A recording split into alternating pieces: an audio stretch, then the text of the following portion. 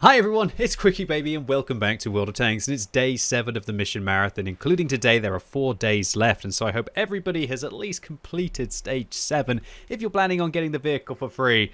And I can tell you, this one, at this time of year, after being locked inside for so long, is kind of really getting to me. And for some reason, I decided to make it even worse by playing the Centurion 7-1 stock, which as you can see, it hasn't gone very well. I've won 38% of my first 32 games in this vehicle, while when I play many of my other tier 9 tanks such as the T-54 and the Emil 2, I'm winning 60 or 63% of my games. It's almost as if you play a tank stock, well, you're kind of playing World of Tanks as a job to be able to get a mission marathon done, that you are going to play worse. And that has been exactly the case with the Centurion 7-1. This vehicle has been giving me a massive headache, as without the top engine, it just feels a little too slow. When I was using the 20-pounder, well, sure, I had great damage per minute when I got to absolutely rip apart the lightly armored vehicles. It was also incredibly awful when I had to deal with the tier 9 and the tier 10 tanks. Everybody feels like they're playing really aggressively during the mission marathon,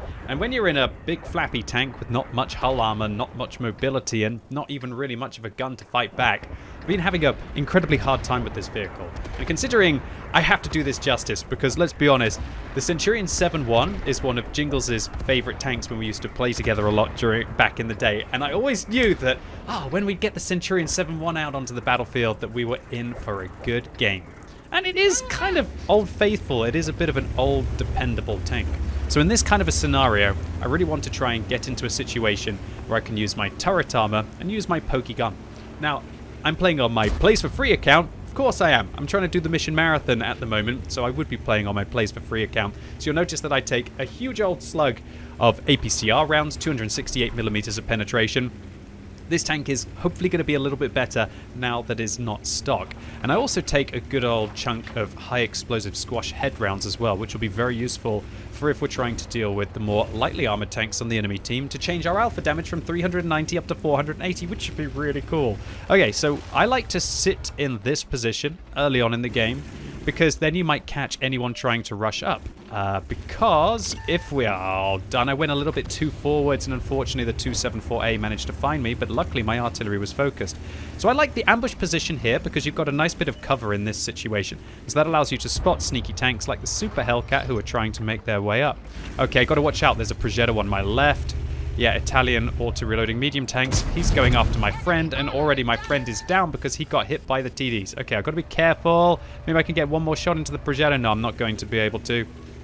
So I've got to just play defensively right now, because in this situation, where we've got a very weak hull in a vehicle like this, the last thing that we want is to get flanked by an IS-2S, or alternatively, if they have anybody up in the window there. Now that I know that one of their autoloaders is in this position, though, I should be a little bit better. Oh, I see how he just don't like taking so much damage from tier 7 heavy tanks. Okay, this could be an absolute nightmare, but it could actually be pretty good as well. Okay, so hull down against tier 7 heavies. Don't want to get stung in the side, but I've got to keep my gun firing to hopefully punish these 2 premium heavy tanks. So they've rushed into the middle. I don't want to wedge my butt up on this slope too much, otherwise I'm going to have quite weak turret armor. Okay, his friend seems to have backed off and just left me to be able to farm him up. Very good. I'm very happy that I backed off there and I didn't stay forwards, otherwise that would have been a disaster. Okay, now that I've got people above me on the west, I can start to hopefully try and put some pressure on the Progetto again, but I don't want to get caught by the Su-130PM, who absolutely destroyed the IS-2 who advanced too aggressively. So luckily for me, it looks like the tier 7 premium tanks on the enemy team didn't like this matchup. Oh, there we go. I actually overmatched the side of the 274A there. So as you will know from my review on the vehicle, that it actually only has 30mm of armor along the side, so we can fire up into the tank like I did there. That was great. And the SU is also trying to be aggressive as well. He could get shut down if one of my teams could be able to get a side shot. Okay, so 274A above me. It's got really good DPM. It's actually got better damage per minute than I have, even though I'm a whole tier higher and I'm fully upgraded, but he doesn't have the alpha damage. He's actually getting pretty close to having the alpha damage when I think about it. He's got 320 and I've got 390. But right now I just want to try and get some Cross shots. I'm thinking about crossing now that I know that the SU isn't camping in base, but he's got a whole bunch of TDs. Okay, now that we know where the Progetto is, I'm going to try and get forwards into this little position here. Now I'm going to try and find if I can isolate this SU-130 PM, hopefully without getting hit by the Borsig, who's probably going to be sitting up in that location. The fact that I didn't get spotted makes me feel more comfortable. I don't know why I thought that I could get up into that position, but I couldn't. Okay, my team is starting to dwindle in the amount that we have. There he is. Oh, please don't say you're turning and facing me. Oh, there we go. Good, good, good. Oh, good, good, good, good, good, good, good. Okay, there's an IS-32 above me who's very healthy. He's going to be an absolute pain to try and deal with. Oh, there's the... No, I thought it was the Borsig, but it was actually just the Panther. I'm actually going to medkit that. All right, IS-32. Can I shoot you in the side? Possibly. I don't want to get bum rushed by a Progetto. There he is. There's the Progetto, just like what I thought was going to happen. So the Progetto is actually coming and hunting me. Progetto's going to try and get behind me. Hopefully I can get one shot into the tank. Maybe he rams himself to death on me. Okay, let's try and get my hull armor towards him. Well, there goes my 700 hit points, which is infuriating. And I just got hit by artillery as well, which means that I'm going to have to try and kill him, hopefully before the 274A comes after me. So that was exactly what I thought was going to happen with the Progetto. I can't believe I lost another 200 hit points to the GW Panther, which now means that I'm under pressure because there's a 274A trying to shoot me from above. Okay, yeah, this is a tricky situation. I know that he's there. I know that he's aiming down on me. What can I do? Well, do you know what? Considering that everybody is spotted... Oh, this is where the engine... This is where the stock tank just sucks. With this engine, I just don't have the grunt to be able to get away, to be able to reset the engagement. Well, considering that everybody's spotted right now, why don't I actually try and go and find the artillery? I wonder if the 274A will be up in the window there. I don't think he will. I think he's going to be aiming for me. So I know that the artillery was roughly in the northeast location. So hopefully if I can go shut down the artillery, then maybe just hopefully my Conway and friends are going to be able to defend the base. That's very wishful thinking. The 274A actually found me, but he's low on health. I don't think the Borsig went back, but I know that the artillery will not like me trying to find him. Hopefully I'll find that arty there. Doesn't look like that's the case. Am I going to die to arty now? Probably not. Oh, for goodness sake. Why are we up to 3 kills and 3,500 damage, but our stock Centurion, so well, not completely stock, but not fully upgraded Centurion is kind of giving us a bit of a headache right now, right? Okay, come on, come on. I got to find this 274A. Now that I know he's actually a one-shot, I might actually be able to hunt him. So I'm going to make my way down this slope, and I'm going to go and try and find the 274A. Oh, I'm spotted. There he is. There he is. He's trying to get me. Yo! Okay, this just got exciting. This just got exciting. Okay, Emil has drowned. Udez is chilling in base. Full health 263. Artillery will clearly be running right now. Was that my Emil that drowned? Or was that the enemy Emil? Oh, the enemy didn't have an Emil. Okay, tell my team that I'm making way. Hold on! Hold on! I protect base! Okay, gosh, no, the Leo's down. But somehow the Carnarvon Action 10 has also drowned as well. Okay, so the Leo's on 600 hit points. Our artillery is getting shot by... Looks like the Leo is using the 76mm. That's good knowledge.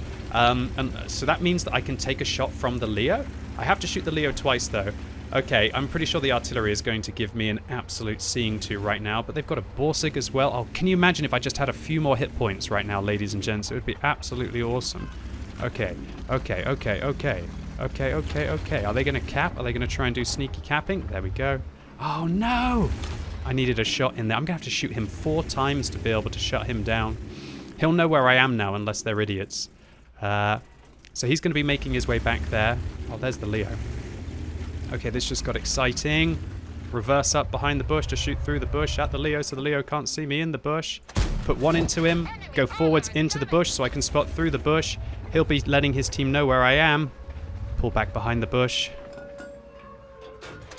Get the kill. Okay. Now what I'm going to do is slinky down this slope. I don't think the Borsig's going to be sitting up there. I've got to take a risk. They know where I am. Oh, no, he is. Oh, the 263 came back. I'm sorry. I'm sorry, YouTube! Oh, no, I'm completely stuck, and the Borsig was actually in that bush. So maybe I shouldn't have pushed down there. Here was what I was thinking. 263 will go north. I thought he was going back to defend, but he came back. I was thinking the Borsig might still be up there. I was going to go down, slinky around, and then try and go after the artillery, and then try and have my 1 versus 2.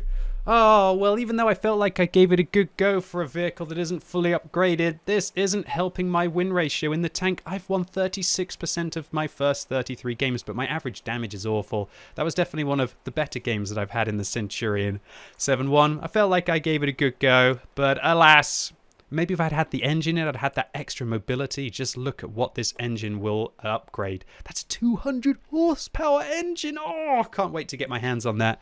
But this is the reality of free-to-play. This is the reality of what a lot of players will achieve if they try to play their tank stock, and especially if they're playing them slightly tilt during a mission marathon.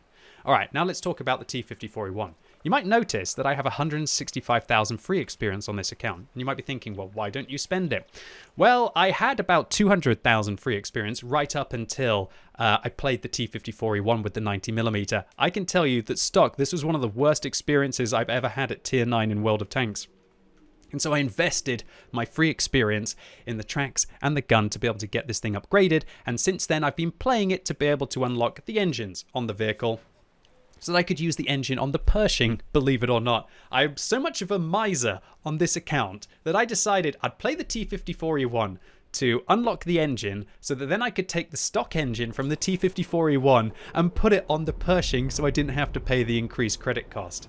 So the T-54E1 with the 90mm was absolutely abysmal. It was an incredibly painful experience, but now that I've actually got the upgraded gun on this tank, it should be capable of some good stuff, but I'm only just realizing how much I depend on mobility to be able to outflank and outplay my opponents. In that last game, if I'd had the engine there, I think I would have made it back in time to be able to hit the 263 from the window.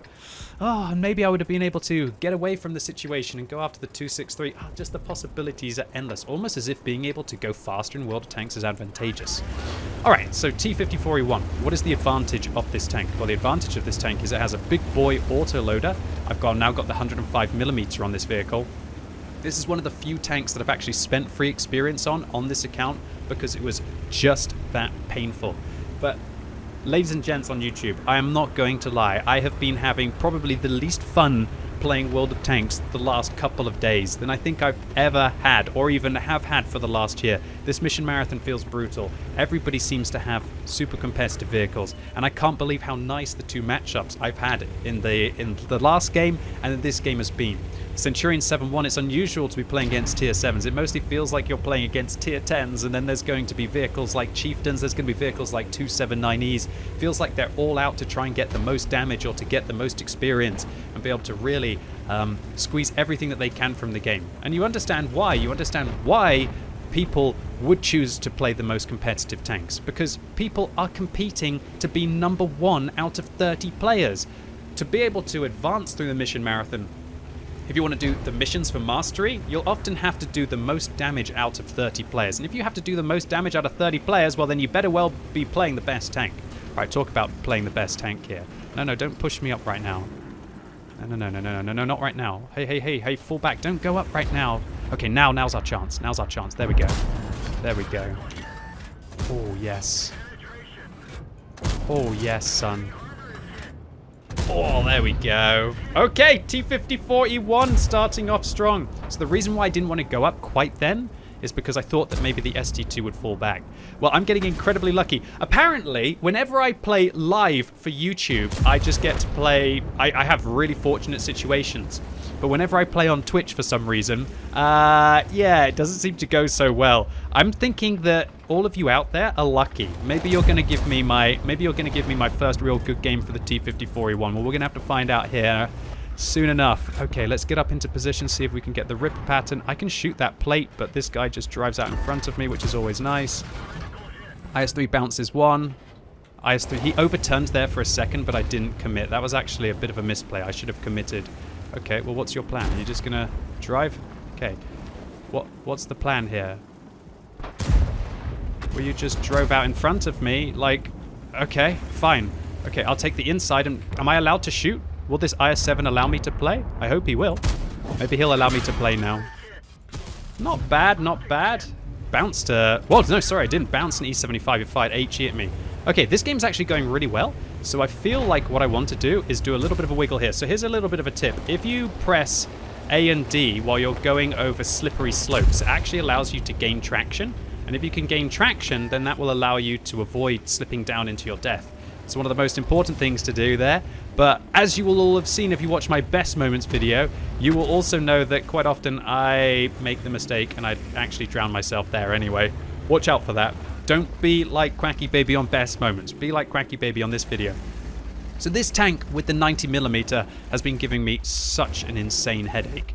Right up until I spent the free experience on it. I'm going to go after this guy. I don't know. Whatever, dude. Yeah. Okay, that was a silly idea, I guess. Oh, that was a... Well, the game's a win. We're winning. We're winning the northern flank. How am I going to be able to get some extra damage here in this situation? Maybe this is what's been happening to me. Maybe my patience the last few days have been stretched. It's almost as if Wargaming tried to get you to play 40 or 50 hours over the space of a 10-day period, that your patience starts to dwindle. Okay, maybe I can get this T-30. Maybe he'll get me. Well, who's it going to be? Is it going to be you or is it going to be me, T-30? Oh. No, the tracking shot! Let me get safe from the E75. E75 is using the 105mm, so he's got a good rate of fire. 257 hits me. He doesn't want to shoot any of the heavy tanks he's locked in mortal combat with. This E75 can't seem to pen my tank because this vehicle actually has a really good boat-shaped hull. Come on, boat-shaped hull, save me one more time.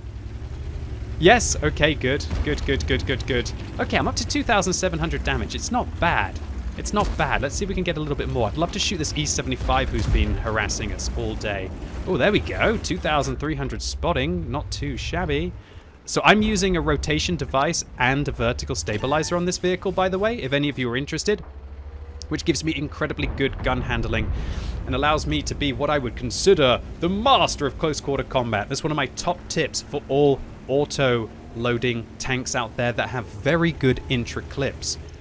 Get yourself a vertical stabilizer, get yourself a rotation device, and then you are going to be a powerhouse, yeah? Okay, cool. So I think I could have probably squeezed out a little bit more in this game, but you know what? I'm just going to take a victory. I'm very happy that I actually win in a T-54E1 or a Centurion 7-1. If I could get 50% win ratios in these tanks over the last few days, trust me, I would take it. I would take it. These vehicles without the top engines have been painful. These vehicles, when I've been playing them without the top gun and quite often without the top turret, have also been very painful.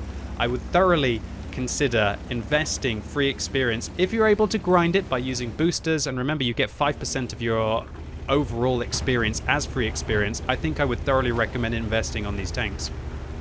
In this video today, I want to highlight a couple of things to everyone who watch this. Number one, even QuickyBabies get horrible win ratios on free-to-play counts without premium rounds, without premium consumables, without premium crews when they're playing stock vehicles, especially at tier 9. And also, even QuickyBabies get incredibly frustrated when they are forced to have to spend 40 or 50 hours blooming playing World of Tanks over a 10-day period to be able to get a vehicle. But then again, look, it's a challenge.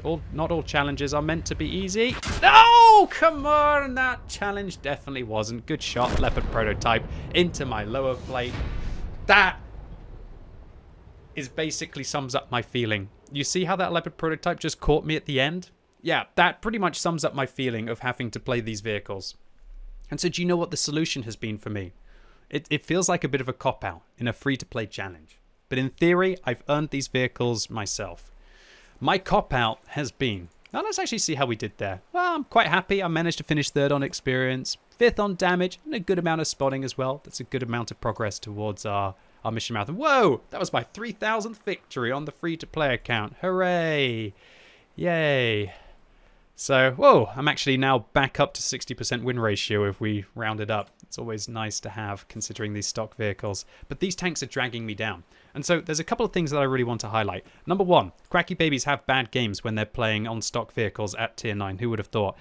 But secondly, that it's really brutal to watch your win ratio overall start to spiral downwards just because you have to play these stock tanks. It's painful for me. I want to highlight to all of you out there that don't panic too much. You accept that you're going to lose win ratio, accept that you're going to lose average damage. There's a reason why, if a tank is stock, that it's worse than a tank if it would be fully upgraded. Account for this. Don't put too much pressure on yourself. Try and make use of, if you have any premium time, like I have with this event, to make sure that you're always boosting up these games so you can try and get towards the next upgrade as quickly as possible, because they do make a tremendous difference. If you can manage to complete any of the daily missions over this Christmas period, which will reward you with any kind of boosters, then try and use those experience boosters while you're playing those stock vehicles. Just bite your teeth down and grind through it. Set your expectations low, because that's something that I have really failed to do over the last few days. I have been almost expecting to do well even playing stock tanks. And consequently, what happens is that I'm not winning. And when you don't win, you don't get a lot of experience. And when you don't get a lot of experience, then you don't progress through the Polar Challenge very quickly. And when you're not progressing through the Polar Challenge very quickly, you might end up feeling frustrated. And if you end up feeling frustrated, then inevitably you're going to play worse.